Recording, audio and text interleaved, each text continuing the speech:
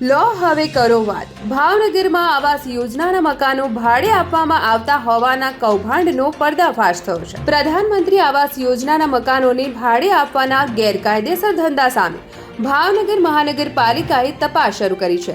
ફુલસર વિસ્તારમાં આવેલા આવાસ યોજનામાં 256 મકાનોમાંથી 104 મકાનોમાં મૂળ માલિકોના બદલે ભાડુઆતો રહેતા હોવાની ફરિયાદ મળતા મનપા હવે હરકતમાં આવ્યું છે.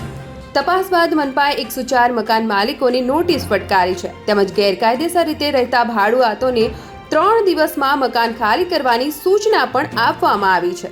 આવાસ યોજનાના નિયમોનું ઉલ્લંઘન કરીને લાભાર્થીઓ દ્વારા મકાનો ભાડે આપવાનો ધંધો શરૂ કરાયો હોવાની ગંભીર બાબત સામે આવી છે.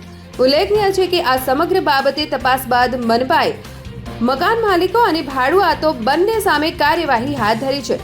આ મામલે ભાજપના તખ્તેશ્વર વોર્ડના મહિલા નગર સેવિકાને પણ નોટિસ આપવામાં આવી છે, કારણ કે તેમનું આવાસ પણ ભાડે આપ્યું હોવાની તપાસમાં સામે આવ્યું છે.